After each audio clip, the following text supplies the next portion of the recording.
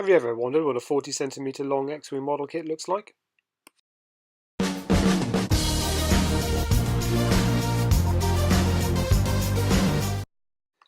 Hi there, and welcome to another video from JJ Model Making. If this is your first time watching one of my videos, I'd imagine, like me, you're a big Star Wars fan and looking forward to The Last Jedi. If building model kits is also your thing, then consider subscribing. With that out of the way, we're only a few weeks away from the release of The Last Jedi, and I wanted to share with you my X-Wing Fighter Easy Kit. It's a big old model and builds up into a very impressive representation of one of the most iconic spaceships from the movies. If you've ever built one of these kits, then what did you think? Let me know in the comments below. That's all from me. I'm going to pass the microphone over to myself. This is the box that the kit came in. As you can see, it's from Star Wars. It's a Revell Easy Kit, which means it doesn't necessarily require any glue. It's all pre-painted, and it's pretty much a nice, straightforward, simple kit to do, or a couple of hours work and you have it done. You don't need to paint it. It's about 43 centimeters in length once completed, and yeah, decided to crack on with the build. It's pretty straightforward, not to spend hours extra detail and dry brushing techniques and so forth and so on. Fancied something quite simple, and yeah, it's really good, and I'll show you the completed kit now.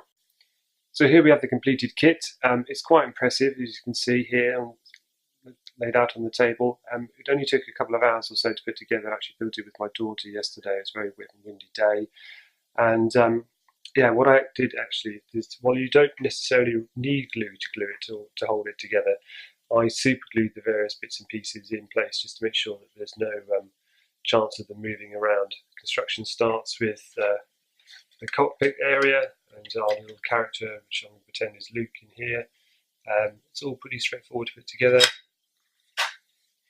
And yeah, the detail is really quite good actually. It does come pre-painted, as I said, and it doesn't need an awful lot of extra detail on top of that. You could really go to town on this if you really wanted to. You could spray the whole thing with a primer and then go to town on all the different panel lines, pre-shading, and then work the layers up. Obviously you could go then and add all the red markings, the yellow markings,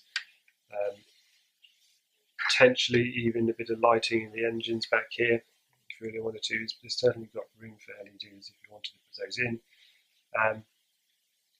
Overall, it was pretty straightforward. It does need a bit of a clean-up work here and there. There's a few little bits and pieces you can see that I've sort of missed off. You do need to sort of cut the plastic off of the sprues and then give it a bit of a sand down just to make sure everything fits and lines up well. The wings do move out into their attack positions, or if you wanted to have it displayed like this in this landed position, you could certainly do so. It does come with legs, but I decided not to put those on.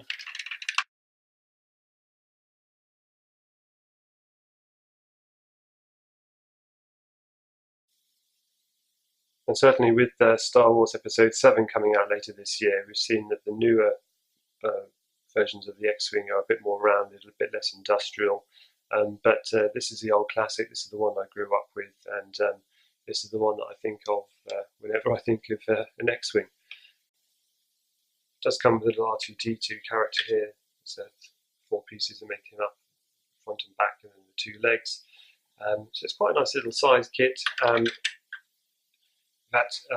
It's so wide, in fact, that it probably won't fit on most shelves, so you do need to be mindful of where you're going to store it. I think this particular one is going to end up hanging from my daughter's ceiling, because she was very excited about helping Daddy build this yesterday, as was I.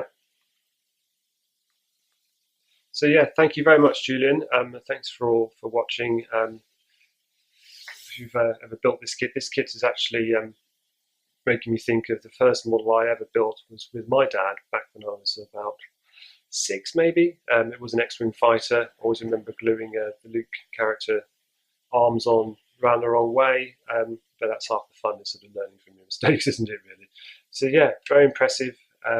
Really, really pleased with it, and I think, yeah, if you were to purchase this, it's quite an expensive kit, I think, from the looks of it, shopping around, so thanks, Julian. But I think anyone would be very pleased with having this on their display cabinet. Thanks for watching. If you enjoyed the video, hit that thumbs up button, and please subscribe if you haven't already. See you next time. Bye bye.